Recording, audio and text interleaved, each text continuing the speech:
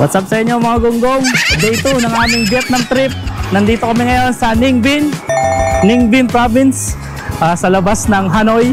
So around 100 kilometers away siya from Hanoi. Nagbabike lang kami papunta sa aming destinasyon. Kabayan, ayos ka lang dyan. Tamang bike lang muna kami dito, nature trip. Makita nyo guys, dahil probinsya ito ng Vietnam, marami talaga dito mga puno, kakunti ang mga bahay. So Ninh Binh means peaceful sa kanila. So ito yung mga countryside ng Vietnam. Makikita dito sa kaliwa. Ang ganda ng mga bundok. Babike lang kami, mga ilang kilometers siguro ito papunta doon sa meeting point namin sa may another restaurant. Meanwhile, enjoying lang natin ang view dito. Parang less than 500 meters pa lang yung nababike namin. Hinihingal na agad ako. Tigil muna ako dito, titingnan ko muna itong view dito. Yung mga bundok guys. Parang para ding King Kong Island yung pinuntahan natin kahapon sa Ha Long Bay. Pero ito naman, ito ang tinatawag, Ninh Binh, tinatawag nila na Ha Long Bay inland. So kahapon Ha Long Bay on the sea, ito naman Ha Long Bay on land. Kabayan, bagal mo naman dyan. Tuloy lang ang ating adventure. Musta naman ang mga araw nyo dyan? Oy, pwede rin pala mag-motorbike. Pwede mag-motor lang guys. Pero mas masarap yata ang bike para may halong exercise.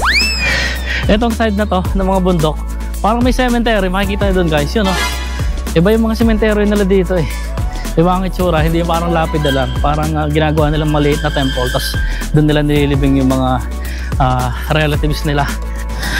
Pinark muna namin yung bike namin. Ito pala ang unang stop namin dito sa Chao Mong Li Hoi, Lunam.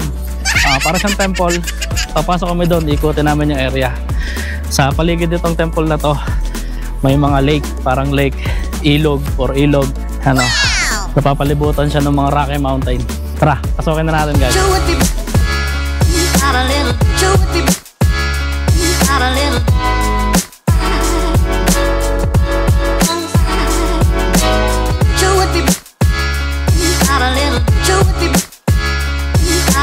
So, ang una natin papasukin itong First King Temple. Dalawa yan. So, First King and Second King. Dito muna tayo sa may First King Temple. Pure greenery. At sa left side, doon yung tomb ng First King Temple. Around 200 steps mula dito sa baba.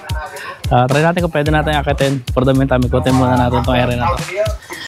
So, mga gonggong, papasukin na natin yung First King Temple.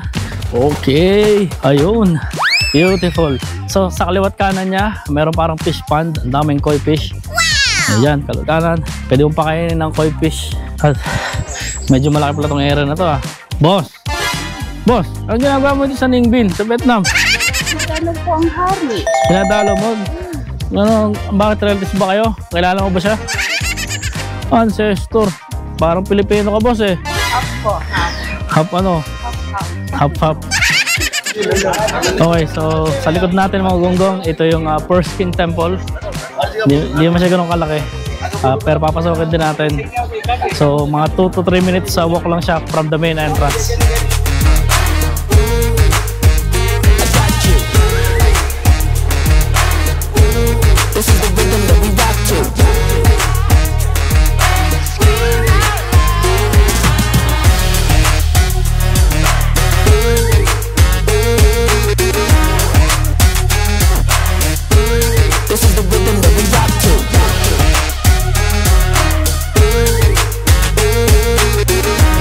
Boss, ang ginagawa mo dito sa Ninh Binh, dito sa may King Temple? Binisita ko ang aking ancestor na hari ng Vietnam. Bah, yabang mo naman, social mo Relatives mo pala yan? Relatives mo pala yan, ang ganda pala ng lugar niya dito sa Ninh Binh. Ang ganda nga, diba? Oo. Ano natutunan mo sa pagbisita sa temple? Actually wala, hindi ako nakikinig doon sa tour guide Anong ginawa mo? Hindi ako nakikinig, hindi ko naiintindihan Well, sabi enter. Go back. One way only. Oo. Pero basta naintindihan ko lang, countryside to ng Vietnam. Itong Ninh Binh means peaceful. So meaning peaceful place. Ang sabi, makikita mo naman sa area, napaka-peaceful naman. Ang sabi, Ha Long Bay by land daw to, on land. Yun nga, nasabi ko na. Explain ko na sa mga gonggong kanina Yun ibig sabihin bago tayo dumating dito nung nagbike tayo. Okay. Napakaganda ng area na to. So saan naman tayo pupunta ngayon?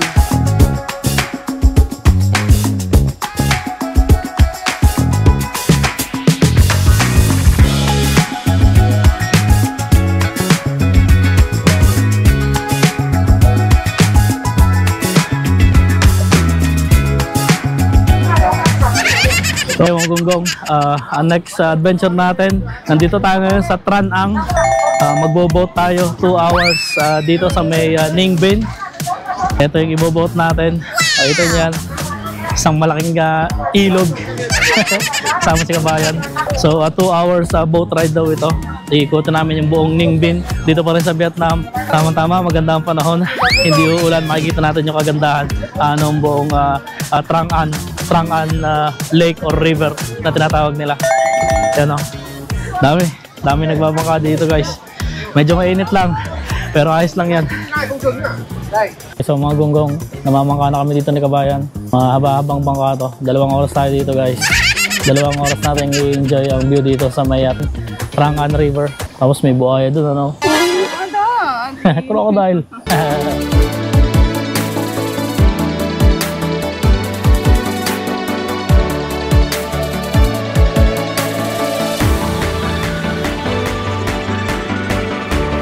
Hindi lang basta boat ride to guys. May dadaanan tayo dito na cave. Makikita nyo ron. Ayan o. Mga 50 meters away, may cave. May kuweba tayo na dadaanan guys. Hindi ko alam kung gaano kahaba yung kuweba. Price na lang. Pero parang madilim doon sa loob ng kabayan. Okay, here we go. Let's go to the cave. The Bat Cave. Boss, masyadong mababa itong cave na to. Parang tatamaan ng ulo natin ah. Ayan o. Bonong ba to? Ano, basag ulo mo dyan pag tumama ka dyan boss. Pero fake news yata boss. Ang ikli lang ng cave oh. Gandun lang eh. Mga 2 minutes lang boss eh. Nakala ko noon, mahaba itong cave na to. Hindi mala ako natakot ah. Tcharan! Ayan lang, may kailan pala yun guys.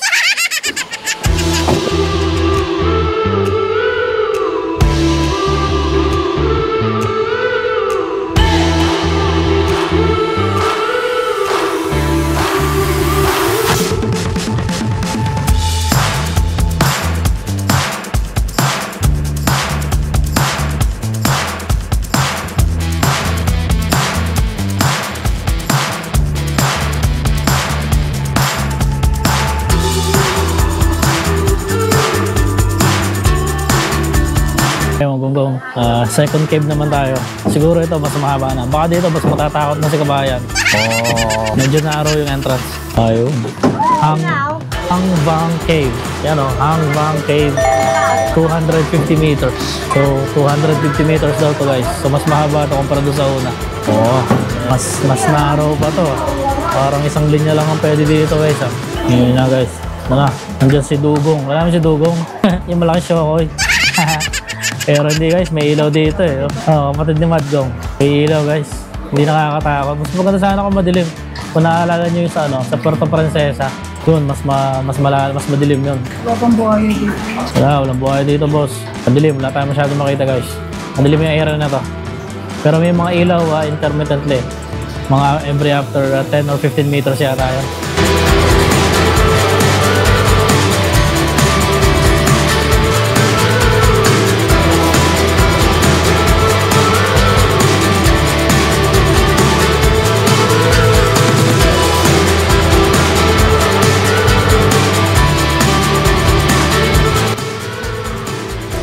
Boss, yung nagagawa mo? Oo boss eh, namamangka ako dito. Tour guide ako dito ngayon boss. Kaya pala tayo kung saan napunta eh. Mali-mali ang paddle mo. Matagal na ako dito, nag-iingisda, expert na ako dito. Kaya pala mali-mali ang daan natin. Oo, 20 years na ako dito ma'am. Oo, kabisado ko na itong dagat na to eh. Naliligaw nga tayo. Tarangan yung kamay mo ma'am. Di makita. Nililigaw mo 20 years na ako nagpapadel dito sa Trang An. Alam ko lang gagawin dito guys. Kaya nililigaw mo nga tayo. Yung mga buhaya po, mamaya po wala labas yun pagka lunchtime. Kinausap mo sila? Oo, tropa ko yun eh. Anong sinabi mo? Hindi ko makakain ng Pilipino yun. Makakainin yun, 2 nasa likod natin. Ayaw daw nila. Oo, dito po sila natutulog sa mga side na to. Oo. Tapos? Lumalabas lang po pag gutom na eh. Ngayon po, siesta moment eh. Kumbaga. Kumain na ba sila kanina? Tapos na po lunchtime eh. Ano kinain nila? Kumain sila ng basta iba-ibang mga buto-buto, yung mga payat na nagpapadel kanina doon sa unahan. Kinakasalubong natin. Saan? Wala naman eh. Meron. Oo. O kaya nawala na sila dahil kinain na sila. Hindi tayo kakainin ma'am. Huwag kayong mag-alala. Bossing, ang ganda dito bossing ah. Oo, maganda talaga dito sa Trang An. Dito sa sa Vietnam. Ninh Binh. Tapos, anong gagawin natin after nito? After nito, aakit naman tayo mamaya doon sa may 500 steps. Para temple yata yun. Oo. Okay.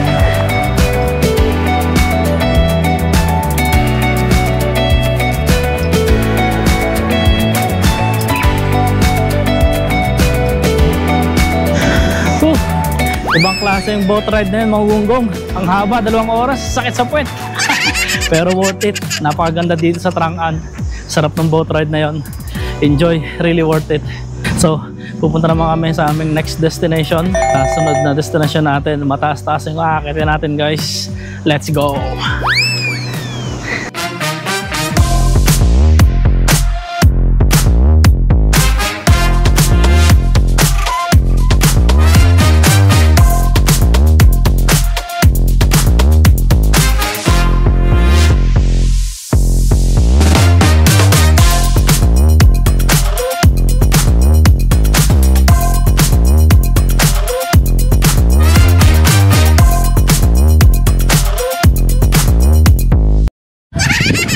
Alright mga gunggong, nandito naman tayo sa Hang Mua. Sa likodan ko makikita nyo yung Lotus Lake. Napakadami, napakalawak ng tanim na lotus dito, ang lalaki.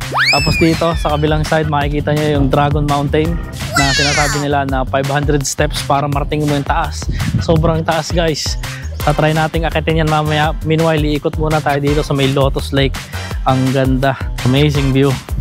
Ang lalaki ng lotus guys, oh. Laki siguro ng palaka dyan. Boss, kumain! Ano ginagawa mo dito sa Hang Mua? Siyempre, gusto mo makita yung mga lotus. Lotus, alam mo ba yan? Baka hindi yan yung katulad ng lotus na nakita natin sa Hong Kong, ha?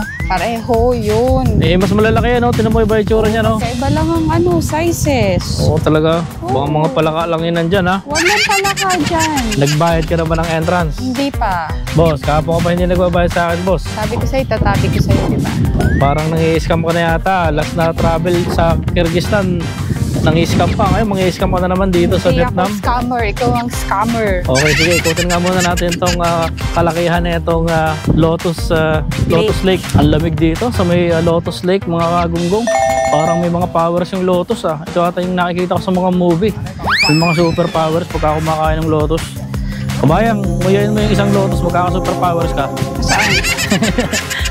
Ang lamig dito eh. Ibang ano eh, palibasan na papalibutan ng tubig. Anong superpower? Pag kinuniliw ako yan. Oo, lotus superpower yan eh. Di ba sa mga Chinese movie? Yun yung may mga lumilipad-lipad pag may hawak na lotus. Ano yan? Sailor Moon. Tapos dito sa paligid ng Lotus Lake guys, may mga ano din, may mga bundok din. So napapalibutan talaga ng bundok itong area na to.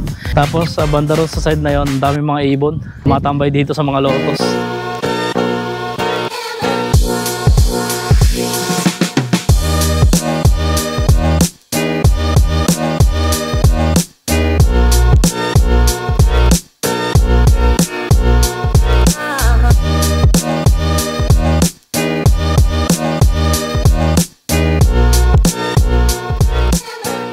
Okay, mga gunggong, kakayanin ba natin to? 500 steps daw ito hanggang doon sa taas. O, umpisahan na natin kabayan, ano? Kaya mo ba? Pwede ka pang bumalik kung natatakot ka. Well-trained tayo sa Hong Kong tsaka sa Pinas. Anong well-trained? Yung inakit natin sa Hong Kong tsaka sa Pinas, mga less than 300 steps yun. Ito, doble to. 500 steps to hanggang doon sa dulo. Kaya. Parang uulan pa yata. Kaya yan. Sana hindi tayo abutan ng ulan. Sana maabot natin yung dulo, guys. Nakakailang steps ko lang pataas, hingal na agad ako. Tagaktak na agad ang pawis ko. Tingnan nyo yung view guys sa likadan. Ito. Wow. Kitang-kita rito yung kabuuan ng Lotus Lake tsaka yung mountain dito sa may likuran. Beautiful, beautiful. Pero nag-uumpisa pa lang tayo. Tataas pa tayo dun. Mas mataas pa yung lalakadin natin. Mas maganda yung view guys. Let's go. Boss, hindi kaya kaya boss. Nangangalati pa lang kami mga gunggong. Mukhang hindi yata kami makakatuloy dun sa kaliwa. Sa pinakamataas. Dito lang kami sa kabilang side. Ilang steps lang. Mas malapit. Mukhang na-underestimate namin. Sobrang tarik pala nito guys. Mas kabayan, nauna na dun. Grabe. Sobrang taas pala nito guys. Plus may nagkakapabigat pa pala sa dala ko kaya ganun. Ito, may dala akong backpack. ilang kilo rin to. Kaya nahihirapan siguro ako umakyat. Normally, kaya-kaya ko pag ganito lang eh. May bag nga pala ako, nakalimutan ko. Bayan, kaya mo pa? Kaya pa. Ako parang hindi ko na kaya. Kaya mo yan. Hindi na ata ako makakarating din sa taas. Kaya mo nga yan. Okay guys, almost there. Malapit na tayo mga gunggong. Kitang-kita nyo naman, ligo na tayo sa pawis guys. Again, hindi tayo makakarating dun sa kaliwa. Sobrang taas ng para sa atin. Dito lang tayo sa may kanan, sa may pagoda style. Pero ang ganda ng view dito guys, makikita nyo. Wow! Look at the view, amazing.